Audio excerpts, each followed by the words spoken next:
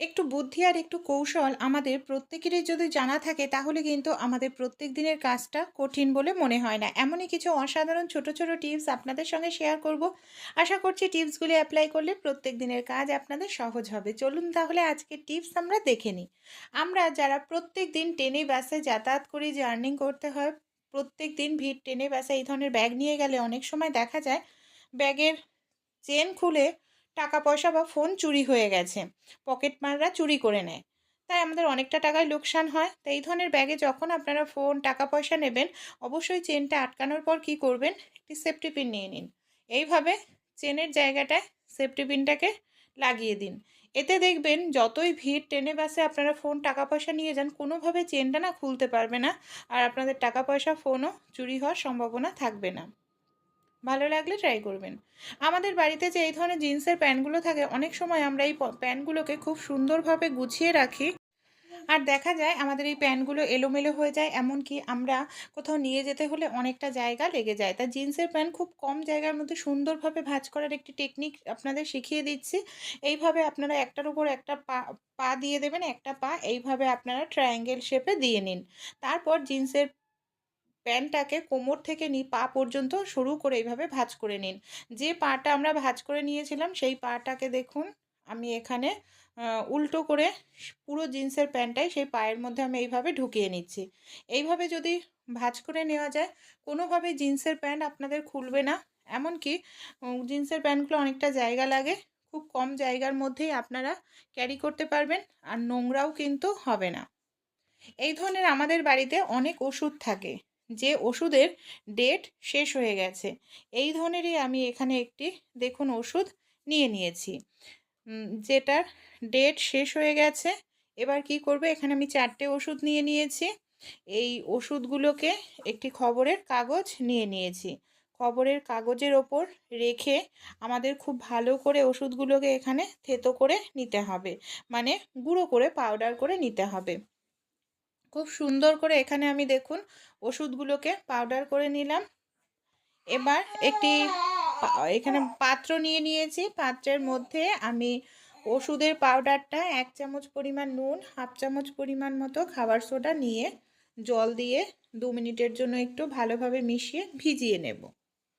2 minute পর দেখবেন ওষুধটা খুব ভালোভাবে গুলে গেছে। কি কাজে কোথায় ব্যবহার করব চলুন দেখে নিই। আমাদের বাড়িতে যে কোমোড থাকে, অনেক সময় দেখা যায় নোংরা হয়ে গেছে, পরিষ্কার করা 1 থেকে 2 দিন পর বাড়িতে হয়তো গেস্ট আসার সম্ভাবনা, পরিষ্কার করার সময় নেই হাতের কাছে। এ ধরনের একটি মিশ্রণ তৈরি করে দিন, 5 মিনিট রেখে দিন, ফ্লাশ করবেন। বাজে দুর্গন্ধ, জীবাণু, ব্যাকটেরিয়া চলে যাবে, আর খুব সুন্দর পরিষ্কার হয়ে যাবে। কোনো রকম হাত লাগানোরও প্রয়োজন পড়বে না, আর আপনাদের ঘষাঘষিও করতে লাগবে না। অনেক সময় দেখা যায় আমাদের ট্যান পড়ে হাত এরকম কালো হয়ে যায়, কুঁচকে যায়, মুখের চামড়াও কালো হয়ে যায়, ট্যান পড়ে যায়। পার্লারে না গিয়ে ঘরেই আপনারা কিন্তু ম্যানিকিওর পেডিকিওর করিয়ে নিতে পারেন। এতে দেখবেন আপনাদের মুখে মেচেদার দাগ দূর হবে, ত্বক গ্লো করতে শুরু করবে। ঘরোয়া উপায়েই, হাজার হাজার টাকা খরচা করতে হবে না। এখানে আমি নিয়ে নিয়েছি ভ্যাসলিন, যে ভ্যাসলিন আমাদের প্রত্যেকের বাড়িতেই থাকে। সামান্য পরিমাণ একটু আমি নিয়ে নিলাম হলুদ।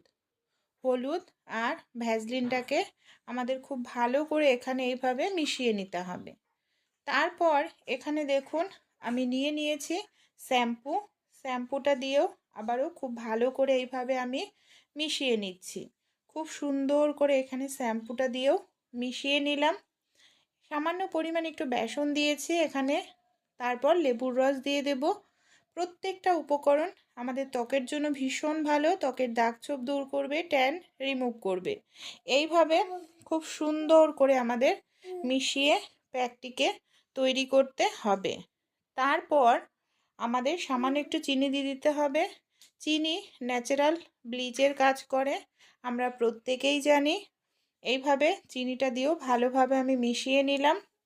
এটাকে আপনারা সপ্তাহে 2 থেকে 3 দিন অ্যাপ্লাই করুন। ত্বকের দাগ ছোপ দূর হবে, ত্বক দেখবেন গ্লো করতে শুরু করেছে, এমনকি ত্বক খুব দ্রুত তাড়াতাড়ি ফর্সা হতেও শুরু করবে।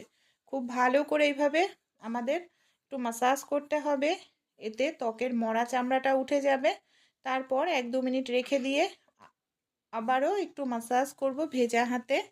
তারপর ধীরে ধীরে নর্মাল জল দিয়ে আমাদের এটা তুলে ফেলতে হবে।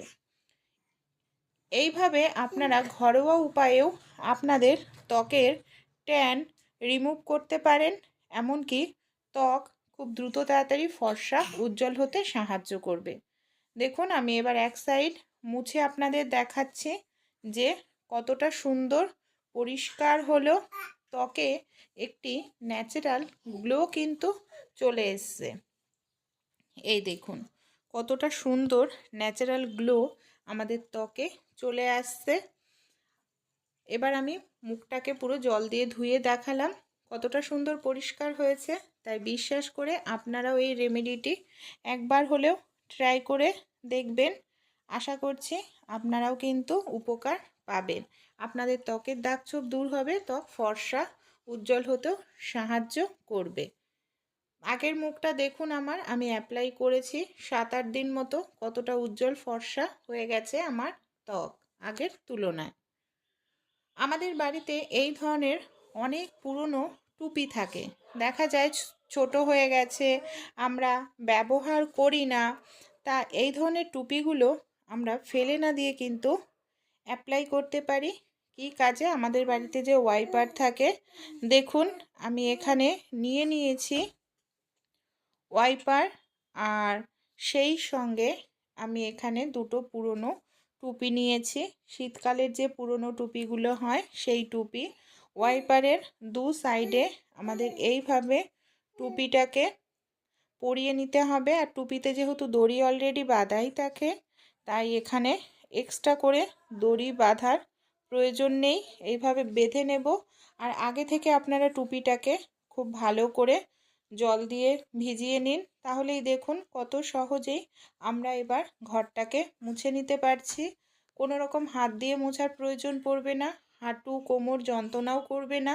যেখানে হাত পৌঁছায় না সেই সব জায়গাতেও খুব সুন্দরভাবে আপনাদের মোছা হয়ে যায়। মোছা হয়ে গেলে আবারও টুপিটা খুলে নিয়ে ভালো করে ধুয়ে নেবেন, আবার নেক্সট দিন আপনারা এটাকেও ইউজ করতে পারবেন। আমাদের বাড়িতে এই ধরনের অনেক পুরনো ওড়না থাকে, দেখা যায় আমরা যখন চুড়িদার পরি বা শাড়ি পরি, সেফটি পিনের সাহায্যে ব্লাউজে পিন আপ করতে থাকি বা ওড়নাতে পিন আপ করি, সেফটি পিন অনেক সময় না এইভাবে ভেতরে ঢুকে যায়। আর সেফটি পিন যদি ভেতরে ঢুকে যায়, দেখা যায় কোনোভাবেই আর সেফটি পিন না কাপড় থেকে খোলা যায় না। টানাটানি করতে গেলে দেখা যায় কাপড়টাই আমাদের ছিঁড়ে যায়। তাই একটি পুঁতি নিয়ে নেবেন। এইভাবে সেফটি পিনের মধ্যে আমরা যদি পুঁতি ঢুকিয়ে তারপর পিন আপ করি, তাহলে কিন্তু কোনোভাবেই আমাদের আর সেফটি পিনের মধ্যে সেফটি পিনের ভেতর কাপড় ঢুকে যাবে না। আপনারা শাড়ি পরার আগে কখনো এইভাবে প্যাডের ব্যবহার করে দেখেছেন? কেন আমরা শাড়ি পরার আগে প্যাডের ব্যবহার করব, চলুন তাহলে দেখে নিই। আমরা যে এই ধরনের শাড়িগুলো পরি, অনেক সময় কি হয় জানেন? এই যে এই ধরনের শাড়িগুলো হয় না, এই শাড়িগুলোর দামি দামি ব্লাউজ কিন্তু আমরা পরেই থাকি। কিন্তু অনেক সময় সমস্যাটা কি হয়, এই যে ব্লাউজগুলো আমরা পরি, ব্লাউজের বগলের দিকটায় না ঘাম জমে জমে একদম দাগ হয়ে যায়। সেই সঙ্গে দেখা যায় সেই জায়গা থেকে ভেতরের লাইনিংটা ছিঁড়ে যায়, কাপড়টাও ছিঁড়ে নষ্ট হয়ে যায়। শুধু শাড়ি নয়, চুড়িদারের ক্ষেত্রেও তাই হয়। এবার দেখুন, এটাকে আপনারা একটি প্যাড নিয়ে নিন, প্যাডটাকে এইভাবে অর্ধেক করে কেটে নিন। দুপাশের আপনাদের ব্লাউজের যে হাতার ভেতরের দিকটা আছে, দুটো হাতাতে এইভাবে অর্ধেক কেটে নেওয়া প্যাড লাগিয়ে নিন। এতে কি হবে, যে ঘাম হবে সেই ঘামটা কিন্তু প্যাড চুষে নেবে। এর ফলে ব্লাউজের বগলের দিকটায় কোনো রকম দেখবেন লাইনিং ছিঁড়বে না, দাগ স্পট হবে না। এই ধরনের আমাদের বাড়িতে যে কম্বল থাকে, আমরা প্রত্যেকেই শীতকালে ব্যবহার করি। শীত শেষ হয়ে গেলে এটাকে তুলে রাখার জন্য ধুতে লাগে, ধুলে অনেক ভারী হয়ে যায়, রোদে শুকানোর ঝামেলা বা লন্ড্রিতে দিলে অনেকটা টাকা পয়সাও খরচা হয়। আমাদের বাড়িতে যে এই ধরনের কড়াইয়ের ঢাকনি থাকে বা প্রেশার কুকার থাকে, সেটা আপনারা সাহায্যে খুব দ্রুত তাড়াতাড়ি জল ছাড়া, রোদে দেওয়া ছাড়াই পরিষ্কার করতে পারেন। এখানে একটি পাত্রের মধ্যে 2 চামচ পরিমাণ আমি নিয়ে নিয়েছি খাবার সোডা। সেই সঙ্গে এখানে আমি 2 চামচ পরিমাণ মতো সুগন্ধিত পাউডার নিয়ে নিয়েছি। খুব ভালো করে আমাদের দুটো উপকরণই মিশিয়ে নিতে হবে। যখন খুব সুন্দরভাবে মিশে যাবে, তখন আমাদের নিয়ে নিতে হবে একটি ছাঁকনি। এই দেখুন এখানে আমি একটি চা ছাঁকনি নিয়ে নিয়েছি পুরনো। এবার আমি কি করব, এই দেখুন চা ছাঁকনিটা উম দিয়ে আমি সবার প্রথমে কম্বলটাকে খুব ভালো করে কোথাও বিছিয়ে নিতে হবে, মেজোতে না হয় বিছানায়। তারপর চা ছাঁকনির ওপর এই মিশ্রণটা দিয়ে দেব। মিশ্রণটা দিয়ে চা ছাঁকনির সাহায্যে পুরো মিশ্রণটাই খুব ভালো করে ছড়িয়ে দেব। হাত দিয়ে দিলে কোথাও বেশি কম হতে পারে, তাই চা ছাঁকনি দিয়ে আপনারা দেবেন, এতে বেশি কম হবে না। খুব সুন্দরভাবে মিশ্রণটা সব জায়গায় সমানভাবে আপনাদের লাগবে। হাতের সাহায্যে এইভাবে কম্বলের ভেতরের দিকটাতেও আমি এইভাবে মিশ্রণটা ঢুকিয়ে দিচ্ছি, যাতে নোংরা জীবাণু ব্যাকটেরিয়া যা আছে খুব সহজেই খাবার সোডার কারণে পরিষ্কার হয়ে যায়। যেহেতু পাউডার ব্যবহার করা হয়েছে, তাই দুর্গন্ধটাকেও দূর করতে সাহায্য করবে।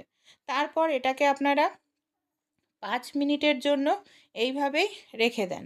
5 মিনিট এইভাবে রেখে দেবেন। 5 মিনিট পর আবারও এই মিশ্রণটাকে হাতের সাহায্যে একটু ঝেড়ে পরিষ্কার করে নিতে হবে। তারপর একটি পাত্র নিয়ে নিয়েছি। পাত্রের মধ্যে এখানে আমি নিয়ে নিয়েছি গরম জল।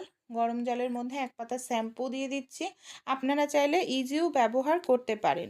কিছুটা সুগন্ধের জন্য কমফোর্ট ব্যবহার করছি। কমফোর্ট না থাকলে আপনাদের বাড়িতে আপনারা তাহলে পারফিউম বা সেন্ট স্প্রে করে দেবেন। খুব ভালো করে মিশিয়ে নেওয়ার পর একটি কাপড় এখানে আমি ডুবিয়ে নিলাম। কাপড়টার মধ্যে যে এক্সট্রা জল থাকে ভালোভাবে নিংড়ে নিতে হবে। তারপর বিছিয়ে নিয়ে আমাদের বাড়িতে যে ঢাকনা থাকে, কড়াইয়ের ঢাকনা বা প্রেসার কুকারের ঢাকনা নিয়ে নিন। এইভাবে কাপড়টার মধ্যে রেখে ভালো করে মুড়িয়ে নিতে হবে। কম্বলটাকে আমাদের এইভাবে চেপে চেপে, যেদিকে প্লেন ঠিক তার উল্টো ডিরেকশনে এইভাবে চেপে চেপে পরিষ্কার করতে হবে। আর এইভাবে যদি আপনারা পরিষ্কার করেন, কম্বলের ভেতরে যত নোংরা আছে খুব সহজেই কিন্তু দূর হয়। এমনকি ভেতরে ব্যাকটেরিয়া জীবাণু ধ্বংস হবে আর কম্বলটা খুব সুন্দরভাবে পরিষ্কার হবে। আমি এখানে কম্বলটার একদিকে পরিষ্কার করা দেখাচ্ছি, ঠিক একইভাবে আপনারা কম্বলটার দুদিকেই পরিষ্কার করে নেবেন। দেখুন কতটা নোংরা হয়েছে। আবারও ওই জলের মধ্যে কাপড়টাকে ডুবিয়ে, কাপড়ের মধ্যে যে এক্সট্রা জল থাকবে সেটাকে আমাদের খুব ভালো করে নিংড়ে নিতে হবে।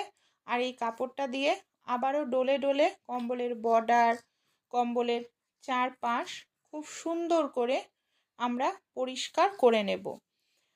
তারপর পরিষ্কার করার পর 10-15 মিনিট পাখার হাওয়ায় রেখে দিন। আপনাদের কম্বল একেবারে নতুনের মতো হয়ে যাবে।